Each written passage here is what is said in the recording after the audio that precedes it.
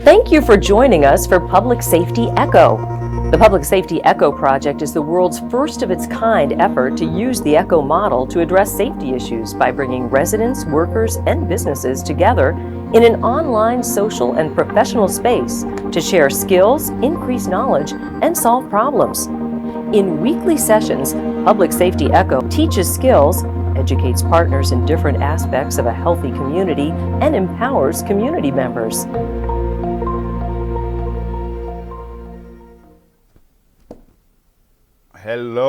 Hello, welcome to the Public Safety Echo.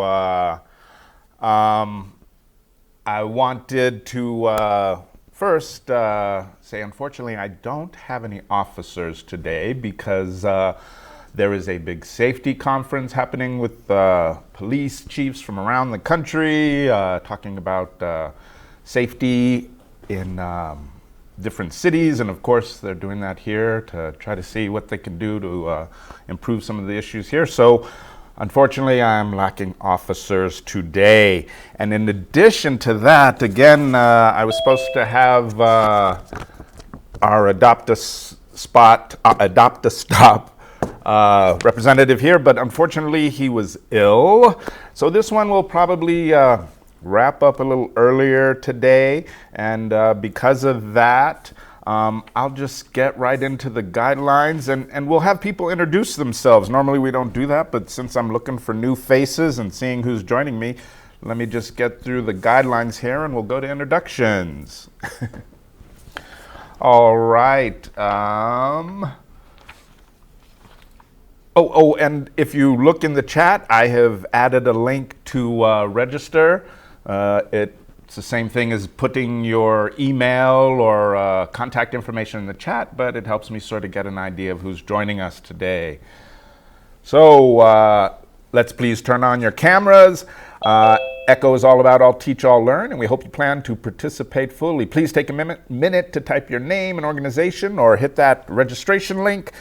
And be sure your mic is on or muted until you are ready to speak. If you're calling in, you can use *6 to control your mute. The downtown public safety goal is to increase safety, bring residents and workers and visitors and businesses together in an online social environment where skills increase knowledge and solve problems. Any views expressed by police officers or participating city officials are not meant to give legal advice and are only meant to educate or provide insight into our discussion.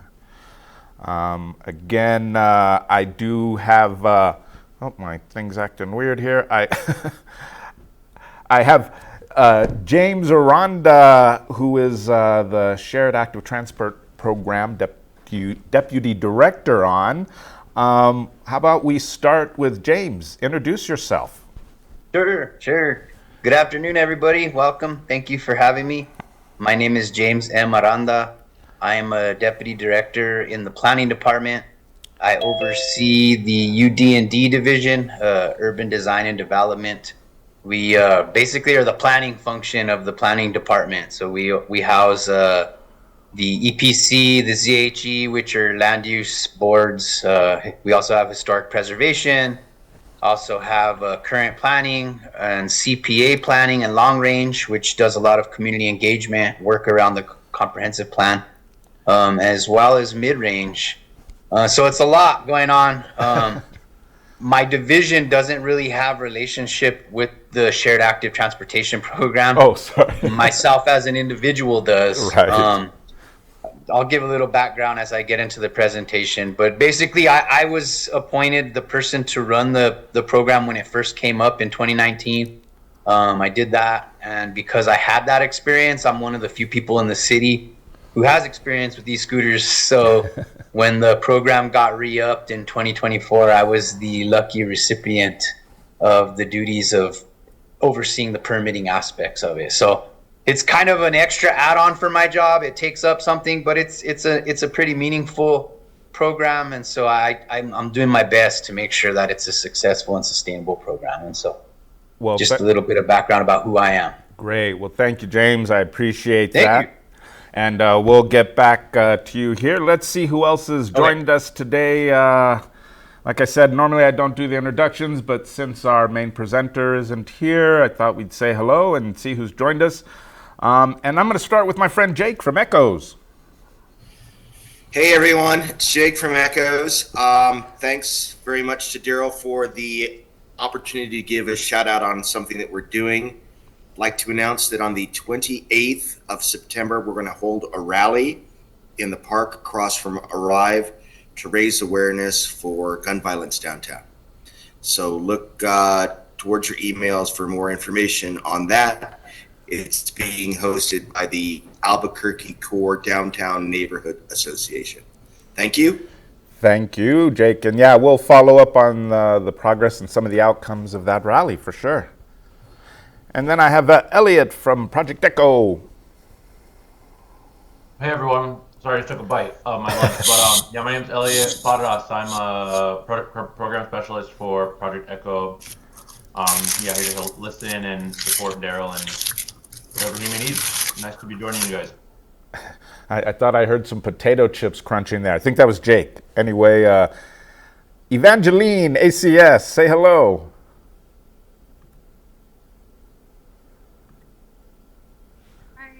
My name's Evangeline. I'm with ACS.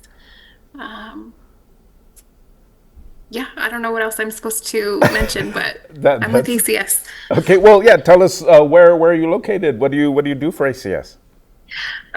So I'm one of the field operations managers, so I oversee the supervisors and their field teams. And I'm currently at our headquarters at San Mateo and Gibson. Oh, great.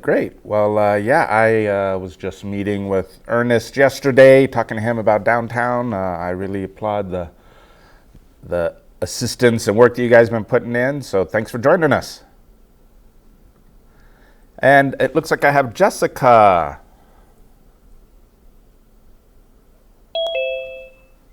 Hello, good afternoon. My name is Jessica Sapanarjersic. I'm a senior planner with the City of Albuquerque Department of Municipal Development with a focus on transportation planning. Happy to be here. Fabulous. Thank you for joining us.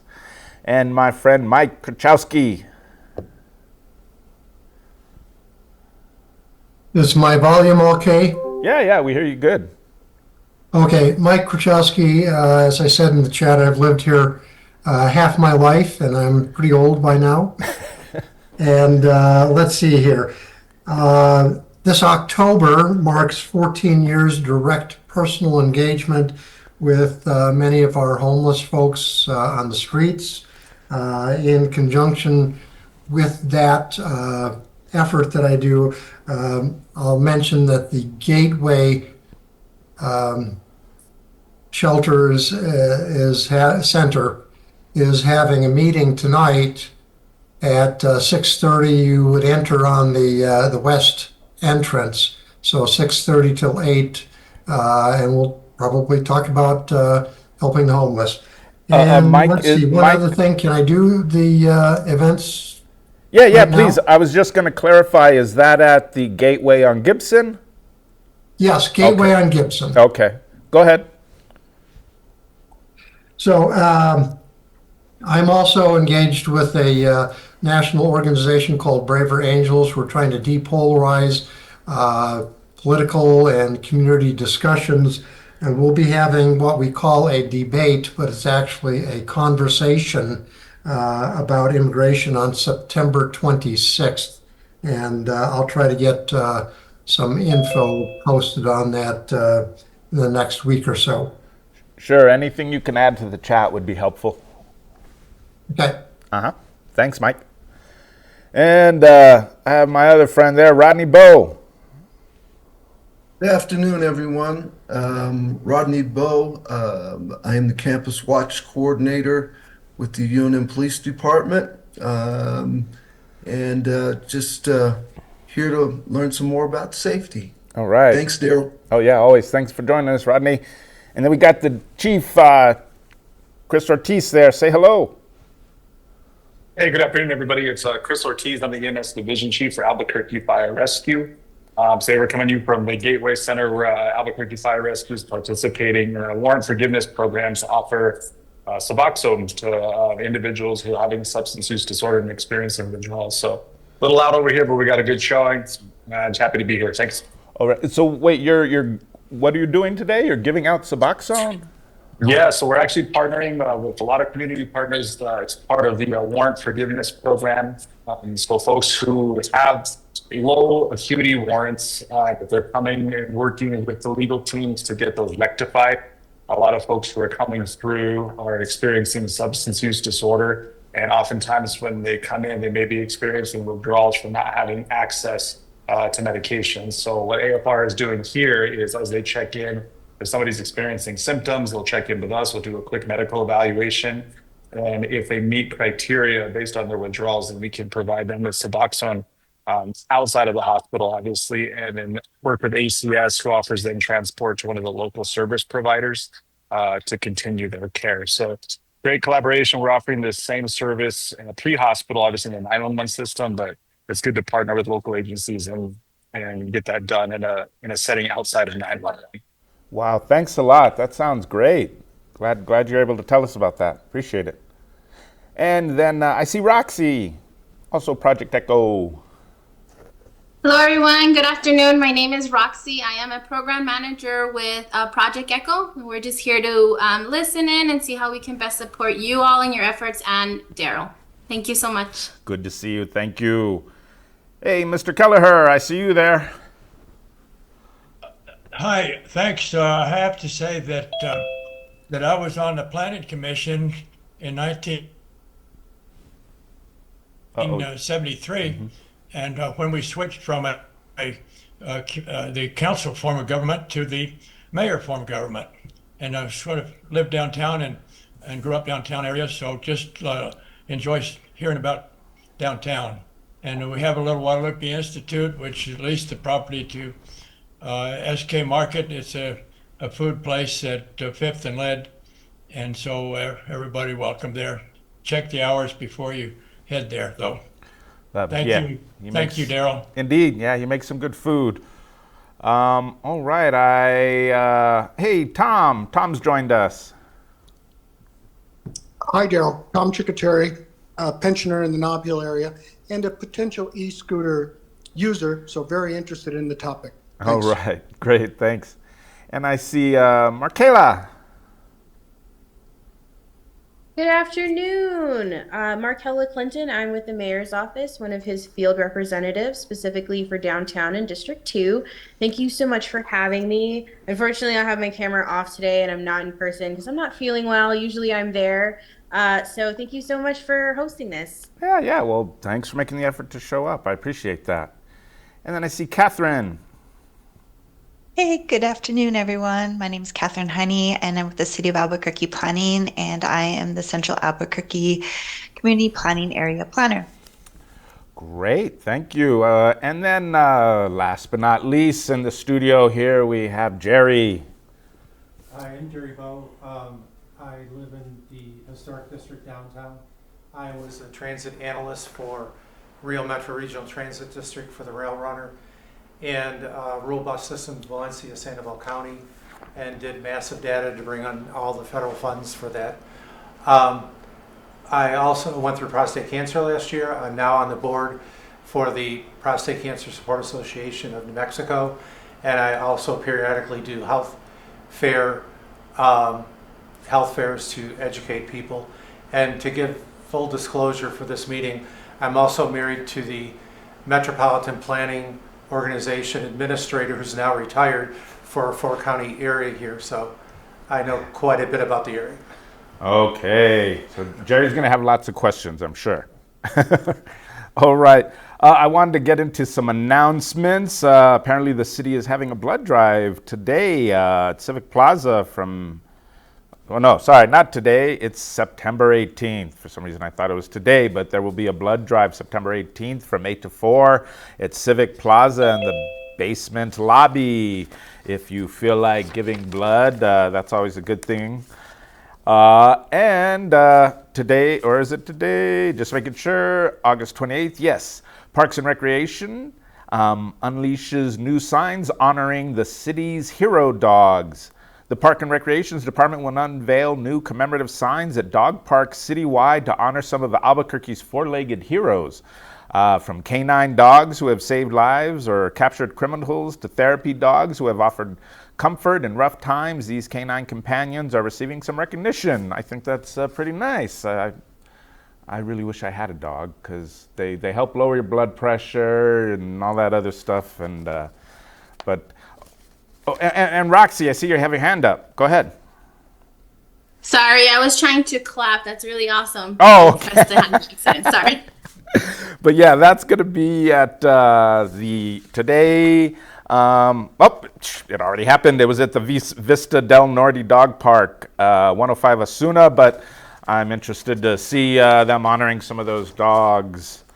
Also tonight, if you are interested in the community policing councils, it is the Valley CPC will have their meeting tonight at Los Doranes Community Center. I believe that starts at 6 o'clock.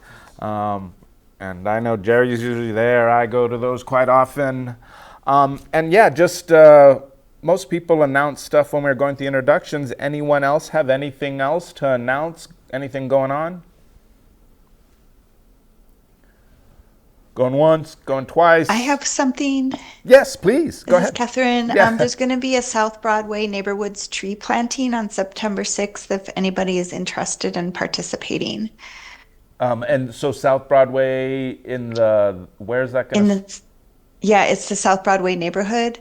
You can find that on the Albuquerque Volunteers webpage, and I can put the link in there for folks. Fabulous. Thank you.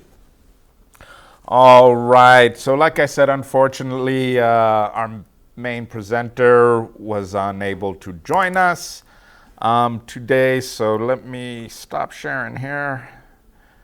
So I'm just going to chat with our friend James here about the scooters. This is a conversation I think I've had with Tom in the past, and Jerry and I have had a lot of conversations about these scooters and just how they came about. This topic is they showed up on our streets, and how did they get here, and what are the rules of the road? All that's going on with all these other things going on. So I just thought it'd be good to have someone on and talk about some of what's going on with those. So James. Yeah. Go ahead and fill us in on the idea of those scooters initially and how they sort of showed up in Albuquerque. Okay. I have some slides. Can I share share my my screen? I forgot you had a presentation. But yes, No you're stress. you're ready to host and share if you want. Okay. Let us see. Yeah. Okay. Hey, everybody. Thanks for having me. As I said earlier, I'm James Aranda. I'm a deputy director in the planning department, and I oversee the planning department's involvement in the shared active transportation program. Okay. So, believe it or not, I know that it seems like the scooters just popped up recently, but we've actually had this program in place since the end of 2018. The original legislation to allow for e-scooters and shared active transportation multimodal devices was 01829. That was passed on October 1st of 2018. There was a year-long process. I wasn't with the city at that time, but from my understanding, there was a task force established. It had a lot of city departments, APD, DMD, planning, was engaged, and they basically developed the rules and regulations. They developed the fees, things like that. We had a very brief pilot program in 2019. We had a group by the name of Zagster who operated e-scooters here. And that was from May of 2019 until the end of November of that year. And what happened was Zagster hit financial troubles and they could no longer continue to operate. And so they ceased operations. Real quick. It was at that time where the city still was kind of unsure if we really had the capacity and the ability to operate the program. So we kind of shuttered it for the time being. We felt like we didn't have adequate staff, especially in DMD, to review stations and things like that. And so we made a pause. And that pause lasted, I would say, until about spring of 2024. That's when the council signified a strong interest in having e-scooters here. Council was supportive. There was some discussion around whether the fees were too high because we hadn't been hearing from any e-scooter operators in those intervening years. And so what council decided to do was to lower the fees a little bit. And they created a bill 02423, and that was in 2024. It was the spring when the bill first kind of got drafted, and throughout the summer it was deliberated by the council. And basically what 02423 did, it reduced the application fees. It required the operators, the e-scooter operators, to have local staff here in town. And then it increased the requirement for insurance. It also increased the impound fees. And I'm going to show you guys a table with all the fees and stuff later. So and James, that was passed by City Council on August 5th of 2024. And then shortly after, we relaunched the program. Hey, James? Yes. I was going to ask you a quick question because you mentioned Zagster, and there were, before the scooters, there was a brief run with bike rentals, or was that? Yes. Yes. Thank you. Yeah. So to clarify, that was actually a program that was run through the MPO, through the regional planning organization, through Mr. Cog. Yeah. And so they had a contract, and it was the same company. It was called Pace, but Zagster was the kind of father company of both Pace and the e-scooters, which was Zagster. And so the city we didn't facilitate that or administer that program. That was actually a Mr. Cog program, but there were bikes located throughout the region. And it's funny thing is there's still some of those bike corrals around the city in some areas. They never picked them up. Yeah. And so the same thing happened, Zach, because their father company or their parent company went out of business. The bike share kind of stalled as well too. Yeah. Yep. Yeah. So James, let's talk about what is a shared active transportation program, and specifically what is Albuquerque shared active transportation program. Well, basically all it is a network or system of small vehicles that are placed in the public right of way, and they're offered for short-term rentals. Let me go back. Sorry. Short-term rentals. That basically it increases mobility options over short distances. It's something called that last mile transport. So if you trying to get to a bus stop, let's say you're quarter mile, 3/4 of a mile away, it makes it a lot more efficient to take a small device to get to that particular destination than trying to hoof it on your feet. And so that was the idea behind small vehicles and shared active transportation. As far as the city's concerned, it's a multi-departmental regulatory and permitting process. So we don't operate the program. The city doesn't offer scooters. We don't do any of that. Basically, what we do is offer a permit. And then the program is operated by private companies who apply for that permit. And basically, it's their role and responsibility to operate the scooters. The city reviews where the stations are and things like that. But we don't operate the program. Our job is to regulate the program. I think that's it's an important distinction. There's some cities where they are partners, they're full partners, and they offer the scooters, or in partnership, they have a partnership with a private group. But the city, we don't run the program itself. We basically regulate it. And again, small vehicles include bikes, scooters, e-bikes, and e-scooters. Right now, we only have e-scooters. We have 2 operators in town, Lime and Beam. At some point in the future, as the program spreads to kind of the farther reaches of the city, you're going to start seeing seated scooters. That's another option. Beam is they're taking a year to kind of look at ridership, see if it's something that they can do, and then eventually they're going to start doing the seated scooters here. So that's something that we we'll start seeing, I would say, within a year. Okay, responsibilities. This is the important part, and I think this is the part where the city, we really need to improve in terms of communicating this to the broad public. There's 3 buckets of responsibilities. There's the city, there's the operators, and then there's the public. The city, our job is to ensure that the fleet sizes are adequate, regulate and monitor those fleets. And then basically what we do is look at the number of stations and drop zones. It's the CIT DMD's responsibility to approve those stations. All e-scooters should be in the morning parked within a station. And then what happens is you come, you use it, take it to where you want. You don't necessarily have to park it in a station, but you do got to park it kind of out of the way. And I'll get to the rules soon. So it's up to us, the city, to determine where those stations go. And we work in cooperation with the operators. They have a good sense of destinations, things like that. But then being new to the city, sometimes they need a little bit of a kind of tutor to kind of understand where some of the hot spots are, things like that. So it takes a little while based on their model to kind of determine where the best spot for stations are. Right now, the bulk of stations are really in the downtown area along Central. Along Central, there's a lot along Lomas as well. Those are like 2 of the main spines in the city. So that's where you see a lot of the stations. It's our job to basically, from the city's perspective, to ensure that the deployed vehicles are in compliance with all applicable city laws and regulations. We do the permitting and invoicing. We make sure that all fees are paid on time.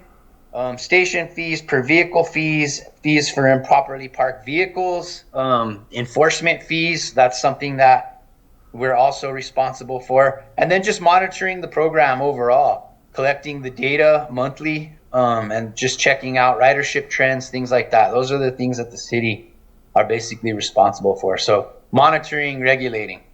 Operators, it's their responsibility to make sure that the vehicles are in tip-top shape, and they ensure that they are charged and parked in the stations each morning. That's their primary function. They make sure that the scooters are available, and it's their job to also ensure that the fleet is orderly, it functions well, and that all scooters, wherever they're parked, are parked in a station or off to the side. So they also ensure compliance. It's their job to maintain their insurance coverage as well. And then it's also their job through their app or through in-person engagement to educate users about the rules to the road, where to ride, how to ride, where to park them. So those are some of the responsibilities of the operators. The public is very oblique, I would say, in terms of their roles and responsibilities. But it's pretty basic. If you're a member of the public and you want to ride an e-scooter, your responsibility is to follow all rules and regulations when you're riding it as well as when you're parking it. And then the other responsibility as a member of the public is if you see an issue with an e-scooter, if you see an e-scooter knocked down in the street, if you see it blocking an ADA ramp, please call 311, or you can even call direct to the operators. I think 311 is a little bit easier. You can call 311 and report the situation, and what they will do is forward that report to the operators so they can go and address that non-complying issue. So that's the bulk in terms of responsibilities. That's kind of who's responsible for what. I'll pause for any questions on this particular slide. Jerry, did you have one? Yeah. Yeah, so I've had a lot of experience with calling 311 on the scooters. So, Yes. and they do give you the telephone number of whoever operates it, Lime, Purple, whatever. And the thing is, sometimes I've called and you can't get through. Sometimes they say their customer service department lines are down. You can't get through. It's kind of chaotic when you call with all the background noise and things like that. So, And time of day sort of matters too, I think. yeah. I mean, 311's great when you call them. That end is very good, but it's a little bit frustrating on the, the operator end. I appreciate that feedback, Jerry. Thank you for that. And my understanding is at least since mid-July, 311 is actually supposed to be forwarding an email receipt to the operators, so that way you don't have to call them directly So I'll need to touch base with 311 just to make sure that that is exactly what's happening, because that's kind of the old model where 311 would just forward you to them. It just wasn't working efficiently. And you just kind of called it out right there. So about, I would say like mid-July, it was like the 15th, we had a conversation where we were just going to start routing everything through 311, and then they were going to do email receipts directly to the operators to deal. And I get their biweekly reports, so I know they're pushing some notifications to them. So I'll check in and make sure that that's still happening and it's happening at a larger scale. So I appreciate that feedback. That actually was very valuable. So I've had a little problem with this sometimes with the 301 app, because what I'd like to do is report it in the app and be able to show a picture of it on there too. Yes. So is that better to do if you can give that added information rather than call in? And do they forward that? That would be good if you could do that, because then they push that forward to them. So and there's three basic things when you make a 311 report that you need, and you just said it. They want to know what. So what is it? It's an e-scooter, let's say, blocking a curb. What brand is it? It's either Lime or Beam, a green or purple. Lime is green, Beam is purple. And then the third thing is where. You need a specific location or cross street. So those three things are critical when you do report.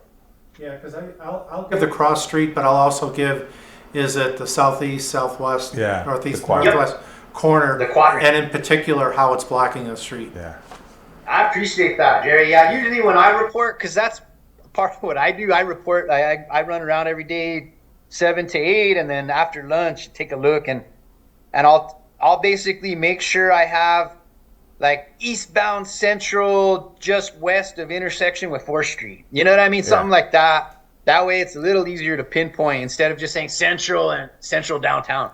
Like there's so many scooters downtown, you're never going to get to the issue. So yeah, as succinct and as detailed and precise as you could be on location, that assures a lot faster response.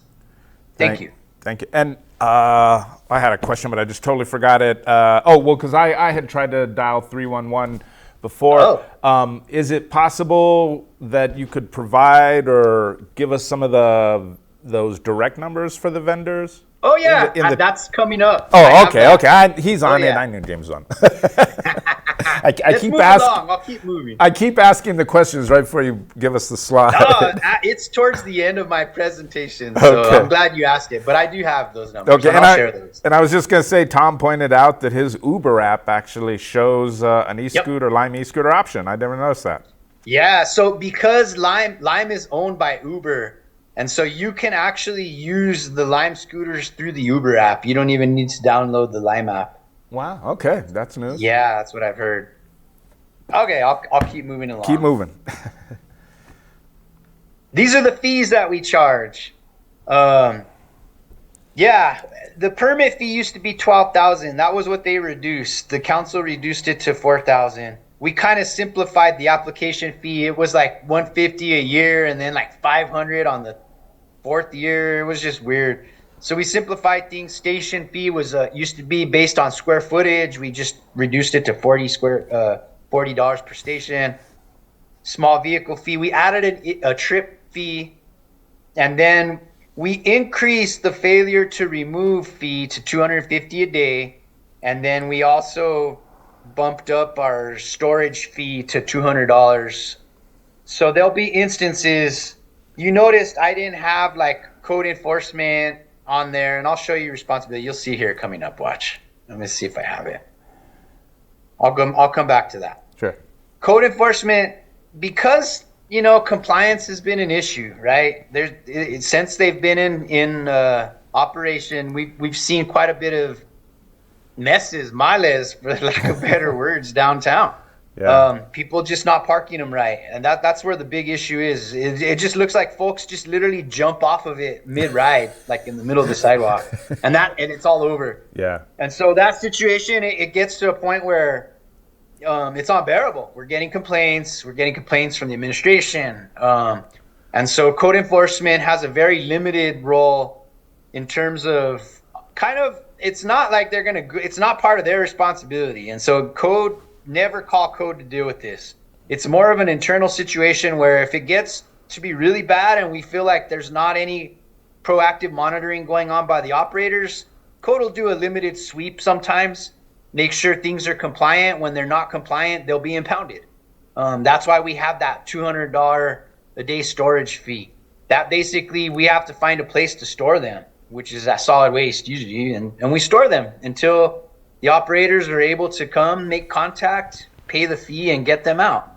And so this is kind of one of the ways when we say it's multi-departmental, this is what we mean. Like, no one department has full responsibility for operating or implementing this program. That was part of the kind of shortcomings of the legislation. There's just no real actual legislative responsibility. So we're all pitching in where we can to kind of make sure that this program is successful. All right, we're going to get into the rules of the road. Operation. It's important for everybody to know that folks that are using e-scooters and these small vehicles, they generally have the same rights as bicyclists as far as using roads and sidewalks. Helmets are required for anyone under 18.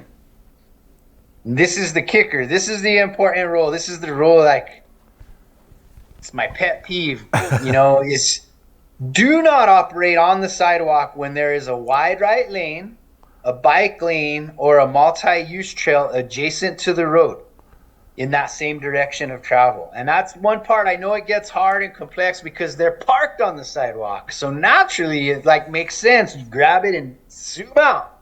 But the reality is if you pick up a scooter and there's a bike lane, you really should be riding it in that bike lane. That is not even preferable. That is the law. That is the first place you ride it. If the bike lane is not there, if there's a wide shoulder, you ride there. And I know that's that's coming with a lot of, you really got to cross your fingers and pray in Albuquerque streets if you're going to ride one. I understand that. There might be fear. We have crazy drivers.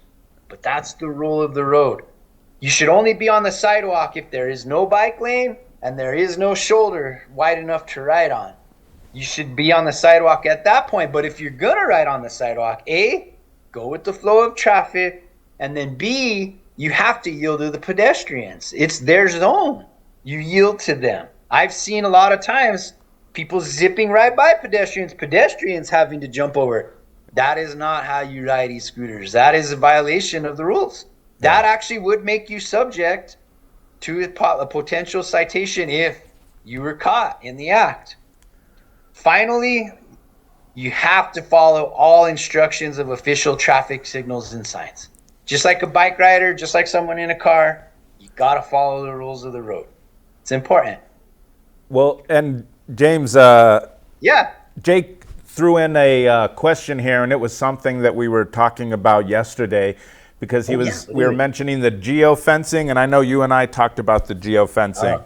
Don't get me started. Well, Jake had a good suggestion, and they were is there a way to set some of that because they were mentioning that if you go out of the range, the scooter just shuts off. So Jake was even asking, is it possible using the geofencing to sort of dictate some of those areas where they shouldn't be? We have done that.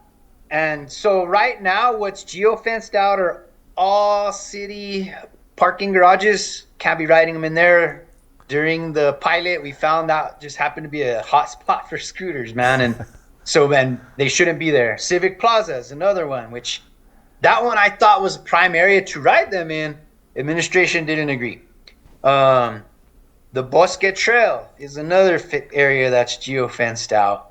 And then the Old Town Plaza is geofenced out. I think at some point we would like to see them there, but the conflicts and the constriction of the right-of-way is just too many conflicts to have that happening.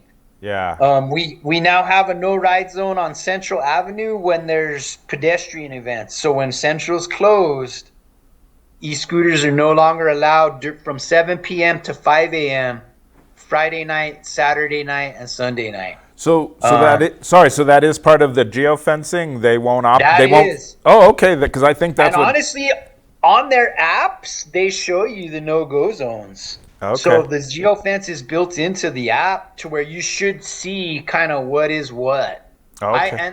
I have heard from the public, like the city, we have to improve our communication because we did that no ride zone just right away and we didn't really communicate it well. And I know there's a lot of frustration from the folks that actually use these. And so, but there are times when there's something, when there's a public safety threat, we have to act quickly.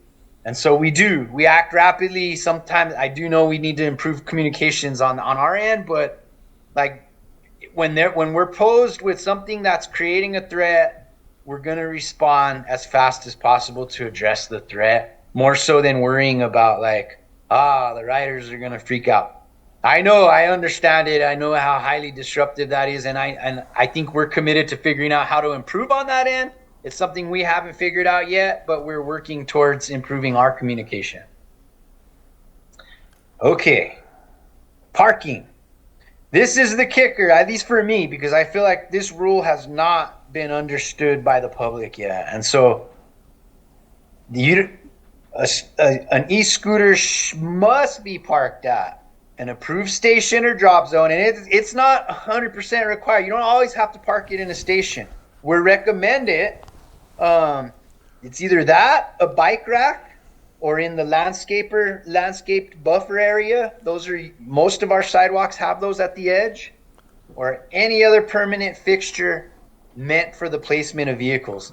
Right now, we're in the process of getting stations painted and kind of fixtures. I think we're still in a honeymoon phase. Both operators are trying to fill out the city. How long are they going to be here? Are they going to spread out? Because we're barely now having conversations about more permanent fixtures. Right. I know that part is very challenging for parking when you can't see where you're supposed to park. And again, that's why we don't strictly require parking per the rules in a station. It just has to be out of the pedestrians right away. You can't be blocking the sidewalk. You can't be blocking an access to somebody's business or house. You can't be blocking a curb ramp or an ADA ramp. Basic, right? Just stay clear of those things. Fire hydrants, those types of things as well too. It's very important and critical that folks that are utilizing these understand, it's cool. You got into an area you shouldn't be in. It deactivated. Great. Don't just leave it there where it deactivated. Move it over a little bit so it's not blocking whoever's passing next. Basic etiquette in terms of being on the street. That's the one rule that I feel like we have to really communicate much better on when it comes to parking. Speaking of that, Betty Lou added a comment here. She was just asking, is maybe signage or some other form of communication downtown or something necessary to sort of help us educate people? Yeah, I like that. I really like that. That's another mode of communication that I feel like we need to take on, right? I could tell you right now, we don't have a budget. We'd have to figure out budget for signage, but that's something I think I'm all for all forms of communication, because what we're doing right now is not working in terms of how we're communicating to the public. I mean, and our efforts are very minimal right now. I'm going to be honest with you all, because again, you saw the multi kind of agency nature of the program. No one's really sure whose responsibility it is to do that. And so until we have that clarity, it makes things take a little bit longer, and because we have to get creative. But I actually really appreciate that. What I would like to see, Darryl, is can I get a listing of comments and feedback? Oh, absolutely. I can share what's in the chat with you later and give you sort of a rundown. That would be cool.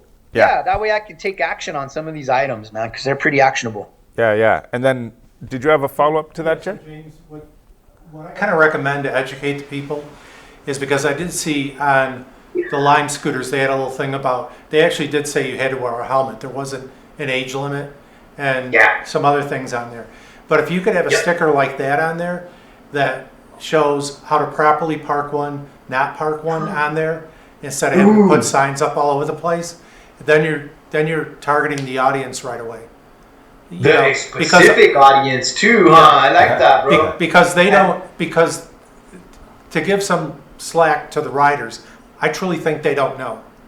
They don't look at this stuff close on there. So it's what I call educating people. No, I agree with you, and I appreciate that feedback, man. Well, and Tom chimed in too. Maybe the vendors could offer us some help on the signage. Yeah, and they're open. They have money. Like the sticker on their individual devices, that's something they would definitely do. The signage for the city, it gets a little more hairy, but it's possible. I'm not going to say no because it's possible. Cool. Awesome. I'm going to keep moving. Yeah. Bam! This is it in writing in terms of the parking. So again, no parking at any location that impedes the normal and reasonable movement of pedestrians or other traffic. You got to maintain at least 4 feet on all sidewalks. And I'm going to be honest, we all live in Albuquerque. We all know that. That's practically impossible because some sidewalks are barely even 4 feet. Yeah. Like the sidewalk building to curb edge. So that's a very big challenge, right? To me, like the next phase of our program is getting the stations off the sidewalks and onto the street, maybe in a parking space, maybe in a bulb out. Oh, you know what I mean? You're creating more of a connection. Yeah. But that's phase 2. We'll get to that point. Again, this is basically what I just told you on the previous slide. Access to businesses, access to any bike share station, those types of things we got to make sure are clear.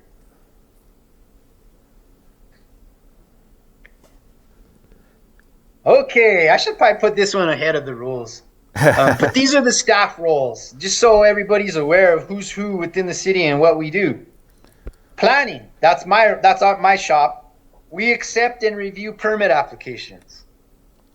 We compile and collect all the fees, and then we maintain and analyze the data. Another thing, that bullet point that's on there, and I didn't put it on here, there's 2 bullet points. I just talked about code, those limited sweeps that they do to ensure compliance. It's not on here because by the legislation, that's not a requirement. So I'm not going to rely on I don't want to have to rely on code. I know how busy they are. I know their charge. I know they have much more important things to be enforcing upon. And so getting them to deal with scooters is somewhat frivolous at times. But I do understand when there are safety threats, you got to have an adequate response. And so that's their limited involvement. Me, myself, I'm not on there either because, again, it's not legislated. But my role is to be the liaison, basically, between the city and the operators. There's a lot of communication. I would say it's daily. It's either the city needs to have something communicated to the operators need to communicate something to the city. And so I find it ranges, some weeks 40%, some weeks 60% of my job is dealing back and forth, being a liaison between the city and the e-scooters. I'm not complaining about it because we're building something for the future. I think there's a lot of potential in this program if we do it right and we really truly have the political will to make it successful. I think, in the future we can have some limited changes to the legislation to do that. I think right now we're in a point where let's just watch and see. Let's learn.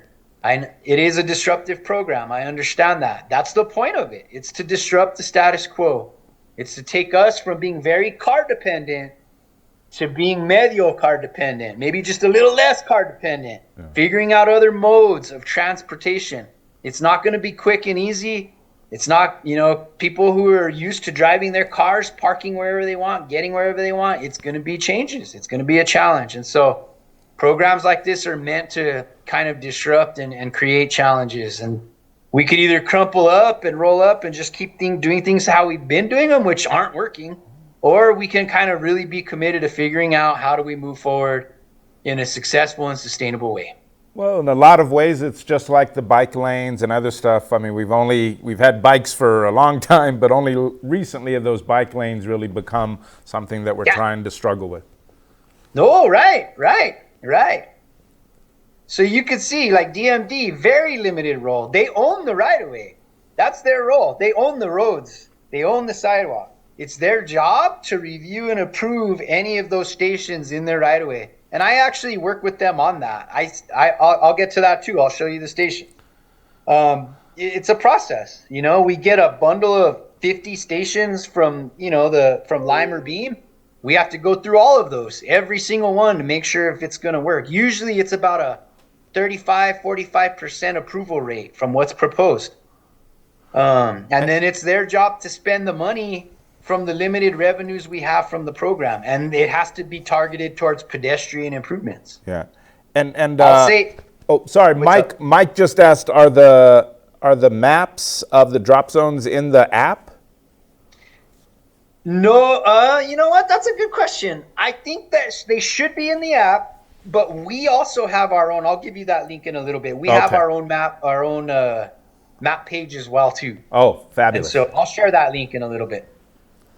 APD, they're on here, but folks need to understand APD, just like code, has a lot on their shoulders. Yeah. So their involvement is very, very extremely limited to, I would say, the most gratuitous cases where there's like really something going on that they need to be involved in. So it's responding to and reporting incidents and then enforcing the use and parking rules. It's very limited. Well, and even another comment by Mike, he was sort of asking, is it possible maybe Metro Security might be given a task to, he laughed. In a perfect world, that was what's going to work. But I'll tell you this, and that was my ask when we were deciding to re-up the program. But Metro Security has like 7 officers. Right. They're over swamped. They don't have the capacity to do it. So they're out. They just can't do it. Yeah. I thought that would have been a very perfect enforcement tool, but until their capacity is like way upped, it's just not practical and it's not even possible, let alone practical. Great. But I like that suggestion. I don't want you to think, because that was what I wanted when we were deciding to do it. Because I was like, that's perfect, but they just do not have the capacity to do it. Good to know. Thanks. Yeah. All right, stations. Now we're going to talk about stations. So right now, at this moment in time, we have 189 stations located throughout the city. About 2 weeks ago, 14 new stations were recently approved in the northeast and northwest quadrants of the city. They're barely starting to deploy out there in recent weeks, so you'll start seeing a lot more footprint and presence of the e-scooters in those parts of the city. Right now, the total capacity for the stations is 1,948 e-scooters. Something I failed to mention earlier, we can't put a limit on how many operators come here. That's kind of scary, but the market creates these limits, and we'll see in a little bit. I'll explain that. We can limit how many scooters each operator has, and the max is 1,000. Like if you want to come into the city, the max you're going to be able to bring here is 1,000. And so right now we're close to that. We're at our limit with the 2 operators that we have, and I'll show you now in a minute. I'll explain more about the operators in the next slides. Right now, almost 60% of our stations are located in areas with a social vulnerability index of 0.6 or higher. And that was actually one of the changes in the update to the legislation. We require 20% of all deployments need to be in areas with an SVI of 0.6 or higher, which means more equitable, more vulnerable neighborhoods. The last thing we wanted was this to become a tourist program where only affluent areas had access to e-scooters. We wanted to ensure equitability in terms of access to the scooters. And so there was a requirement requiring 20% of stations to be located in areas that have higher vulnerability. Well, we've knocked that out the park. Like at one point it was 80% when we first started getting stations up. It's dipped down now to that 59%. So you do have equitable access, at least geographically, in terms of more vulnerable neighborhoods. We're making sure it's not just something that folks that are more affluent or, can kind of access the scooters.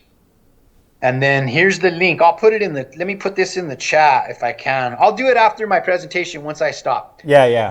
But this is the map. You'll see the map.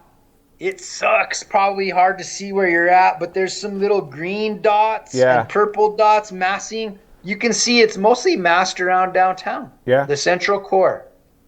There's one way up here. The ones from August 14th haven't been added to this yet. So this isn't 100% up to date. We got those 14 more we need to add. We're probably not going to add those 14 yet because I have another round for Balloon Fiesta that I'm working on to kind of accommodate park and rides and stuff like that. Nice. And so that's where you have them. You can see, like, it seems like they're all over, but look, it's like not even 1/10 of the city has coverage right now. Yeah. So there's room for growth in terms of availability. Okay, now I'll talk a little bit about the operators, and I'm actually coming towards the end, and then I have a little bit of data just showing kind of ridership, stuff like that. So these were our operators. Spin was the first one back into the city. They were the first ones that came in, took a gamble, and they actually came in before the fees were lowered. Their permit was approved September 27th. They had an approved fleet of 550 e-scooters. Unfortunately, they ended operations in Albuquerque on July 25th. And the reason they had to exit was due to low ridership, and they just weren't making enough revenue. And I'm going to show you on the next, you'll start seeing when I show you the data as to how and why their ridership was low. Albuquerque really is a 2-operator market. 3 was too much for the city. What was happening was 2 of them were getting really great ridership while Spin was their ridership cratered literally like the month the 3rd operator came in. And so it sucks, but that's capitalism sometimes, right? Competition, I guess. Yeah. Lime. They were the second one to come in, and they were approved in November. They have a fleet size of 850. They have a desire to expand to 1,000 scooters as demand and ridership increase. So they're kind of watching it and see. And those are the numbers that they allowed to have, and you'll see in the data, that's not the number that's actually on our streets. Right. Each one really is closer to about 450 right now. They have 10 total operations staff here in our city. They just recently hired 2 more. I think they're trying to get up to 15. And so there's 15 people that work for Lime that their job is to make sure these deployed fleets are compliant with our rules, lining them up, making sure they're charged, repaired, etc., etc. As you can see, like Spin, they only had one person. I think they went up to 2 for a while, and they went back down to 1. And so, yeah, it comes down to scale in terms of budget. Beam, they're the 3rd operator that was here, and they were approved in February. They're new to the U.S. They primarily operate in Southeast Asia, Australia, New Zealand. We were the 2nd city they were here. They're only in Tulsa and here. So we're the 2nd city that they're operating in. They have a approved fleet of 1,000, and they have 8 local operations staff members here in our city. Ridership data. Okay, so just to note, this data is from January to June. It was hard creating a date because they all started staggered points and then Spin left. So I was trying to keep the data as consistent as possible for while all 3 were operating. Now this is the total monthly trips, the total trips per month. Look where Lime's at. Since they've come in, they've been pretty high up. Let me go back. Sorry. They're almost, yeah. I mean, they're at about 34,000 trips a month, man. That's nuts. Yeah. Look at Beam. They're up there as well, too. But look at Spin, man. Yeah. Their ridership was just low. And part of what I understand, I talked to some riders, and, you know, a lot of folks felt like Spin brought a lot of old scooters here. It was just the product wasn't great, and so I don't know if that's why ridership stayed low for them, but they just never caught on. They never caught on in terms of the ridership because they all co-locate. Our rules require if you have a station, all 3 have to be able to locate there. So no one had a geographic advantage. They were all at the same stations. People just have their preferences. I myself sort of just looking at them, preferred the Lime vehicle as far as yeah. Here's the deployments. I was wrong. Lime does have, they're about 650, 660 in July. And then you have Beam is in almost at 400. And then you had, look at kind of spins numbers. They never even got over 300. Yeah, it's interesting. Something about the color orange, maybe. Maybe. And then this is rides per vehicle. I use this a lot because this tells you for every vehicle they have on our streets, the number of rides each vehicle gets. When you have over, it's like 0.5 is the magic number. So it's getting a half a ride a day, right? You want to be over 0.5 per vehicle. Look at that. Wow. Spin barely got over once, and then it was under, maybe over in June, and then back under. Whereas you have Beam has pretty good ridership, even though it could be higher. 0.6 was their highest in June. But look at Lime. Yeah. I could just say, from a product standpoint, I won't take any one or three. I don't have any of the apps, but I have ridden all three because all three come out, like their administration comes out and they want to show us the stuff. Like Lime's has shocks, they have bigger wheels, air wheels, they're a wider board. They offer a slightly nicer product than the other operators. It really takes the bumps nice.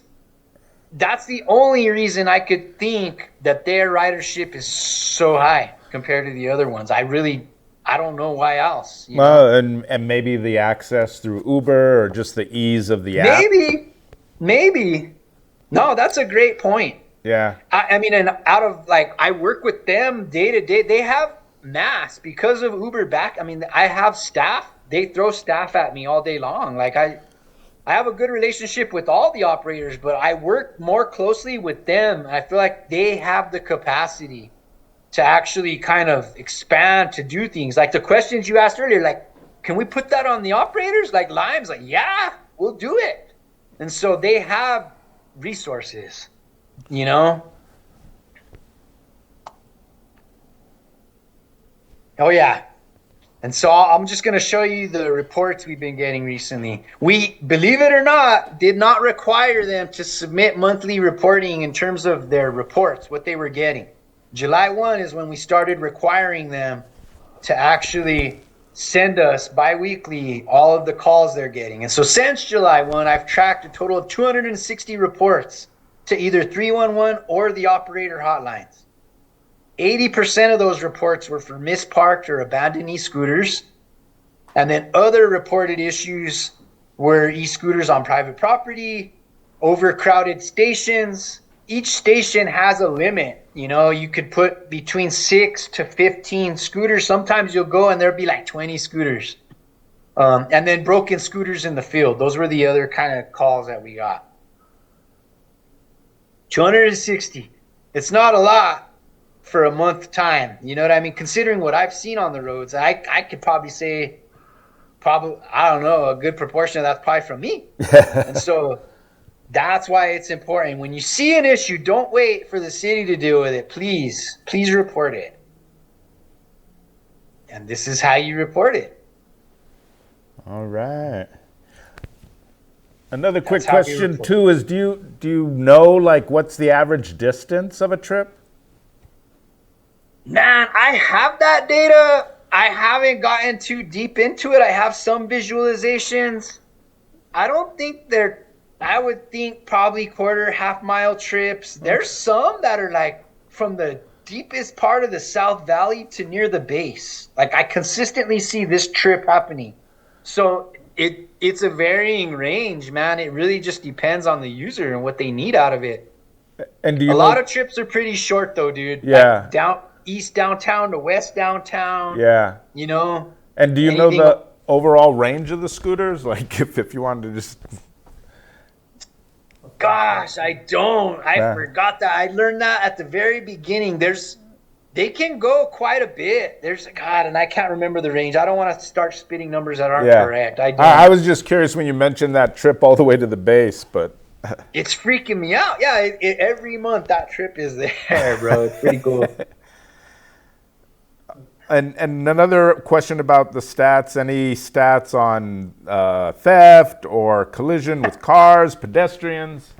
Spin experienced a lot of theft. I would say on average, they probably had about 7 vehicles per month stolen, just disappearing. And then even on code enforcement, when they had to go, shut down some of the hotels. Yeah.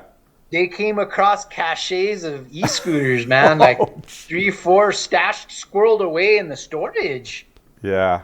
So I would say, and Lime hasn't submitted any numbers on thefts, and Beam has had about 3 or 4 here and there. So, but it's not a huge number, but for me, it's present every single month.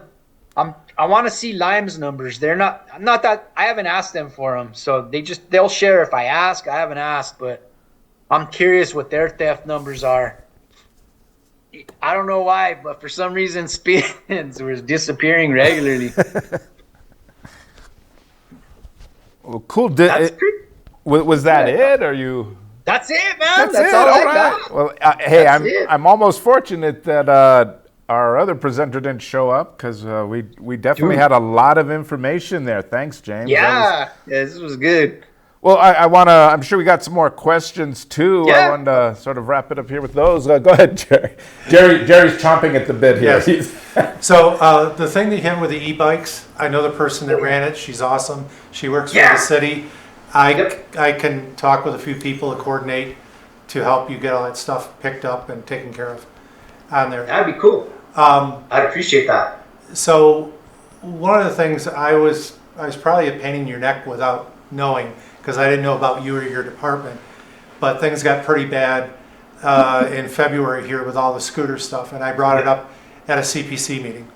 And oh man, okay. So I brought it up there, but then Mayor Keller and his assistant Doug Small happened to stop in. And so I'd already talked about the scooters, and I asked if I could talk with him in the hallway. I talked to him. I also asked him if I could talk about prostate cancer support.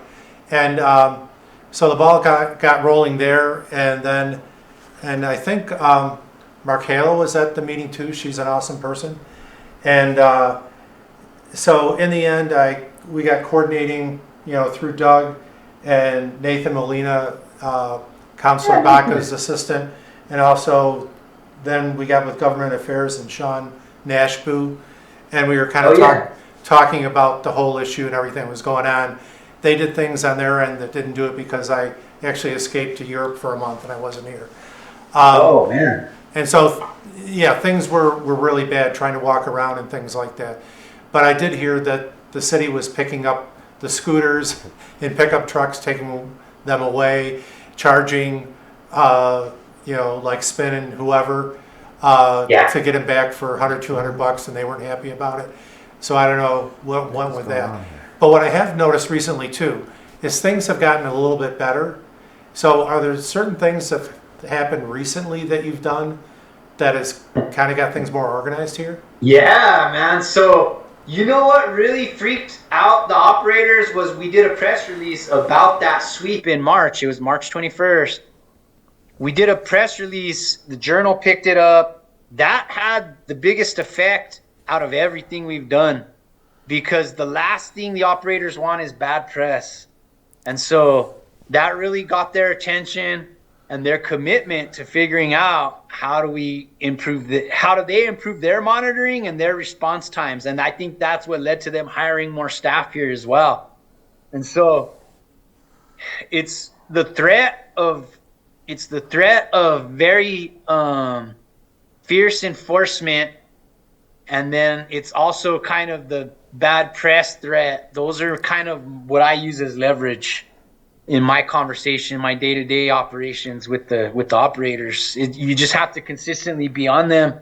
You got to let them consistently understand that, like, to me, it's kind of pushing leverage, but I'm just basically I'm like, man, this program is on the ropes. There's no guarantee it's going to be here long term. You guys, we need to do as good a job as we can to show and prove and make sure that this program is worthy to survive. So I use a lot of like foreshadowing and things like that, man, to really just enforce compliance as much as possible. And then physically, when it's not working, that's why I'm out there every single day making calls. And that's why code on their limited in terms of limited enforcement actions comes out and does what they're going to do. It's challenging, but that's what I see is somewhat working right now. Well, we've definitely seen improvements, and I could see when this program is working fine, the advantage to it could be huge. So I appreciate that. So one of the things that when I went out of town, I actually went to Europe, and I was in Bucharest, Hungary. And so they have electric scooters, they have Vespas. They were all parked appropriately everywhere in the city. Those are Europeans. No. I'm not finished. I'm finished. So the other thing, like I've said many times, why I come to Zoom meetings and CPC meetings to educate myself so I can have conversations with other people. So when they get the misinformation, all the stuff, and say, no, this is what's really going on. This is what, progress is being made, things that you shared today that I can share with people. One of the things, besides educating people, and we talked about the stickers put on the scooters, and I think one of the phrases to use on this and kind of that can be pushed by the companies to their customers is be respectful. Yes. And just to be respectful and then just talk about how to park it.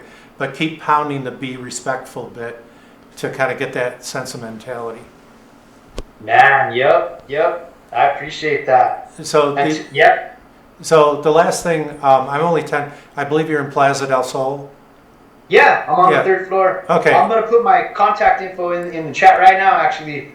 Okay, and so when you guys have ideas or when you see things and you feel like it's not getting through, just shoot me an email. Yeah, I live 10 blocks from you. I mean, I get up at 5:30 in the morning, so if you want to, I'll take a 7 o'clock walk with you around the city if you want.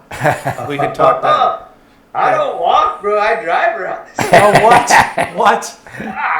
What happens is I take my daughter to school, and then from there I throw a Vuelta around the downtown area. I just don't want, the last thing I want now, and I get calls from the mayor's office a bit, and that's the part I'm trying to cut down, like from the public calling the mayor. You don't need to call the mayor, because the mayor's not going to do it. Guess what the mayor's going to do? Call me, and I'm going to have to figure it out. So just call me. It's easier. It takes 3 people out of the equation and a lot of pressure off my ass. Well, yeah, so, I mean, I know who to contact, and I can walk 10 blocks and be there. So... Dude, bro, yeah, I would be interested in that, Yeah, I mean, I just have discussions, data stuff, whatever. And things like that, because I used to track average passenger miles on the train. There's incredibly detailed data. It'd be interesting to do something with that if you have the total number of feet, miles, whatever, traveled with the scooters divided by the users, then you can get an average trip for what they're using. Well, and I think ultimately, just like you're saying, if this program's good and ridership's increasing, and we could see the advantage, I mean, definitely it's a program that I think could grow, but definitely we have to do with more communication on those rules and regulations. Yep. The one other thing that was a big problem, it's not as much, but I did talk with a person the other day at Mid-Region Council of Governments. For a while, their driveways were being blocked by the scooters consistently, and it hasn't. But Mr. Cog? Yeah. I know. So I got a call from them. They're bugged. So that's where I work. So I put a couple stations nearby, though. I think it kind of helped because now people park, at least when I go there for MPO or like KPC, they're in the stations now at least. So I believe there's one across the street. But there's one across, and then there should be some right there where your guys' new parking lot is on that sidewalk. Yeah. So part of the thing was scooters weren't being picked up on a timely basis. They were out there for a week or even longer, and business people, I saw it in my neighborhood and things going on. It doesn't seem to be as bad now, but is there a protocol where the companies are responsible for having everything reset by like 7 the next morning? Well, yeah, he had said. Yeah. They should be, they should be picked up. What I would do is take a picture of it the first time you see it with a timestamp. Send that to me if it's there for 2 days, because I'll charge them $250 a day for that thing. That's abandonment right there, in my opinion. So I'm retired and I can do that. Can I get a commission off this? He wants a piece of the action. Because I'd be all over the city. If we weren't losing money on the program, I would wish we could. Yeah, jeez. It's okay. We're gonna make a bounty hunter out of Jerry there, but hey, bounty hunter.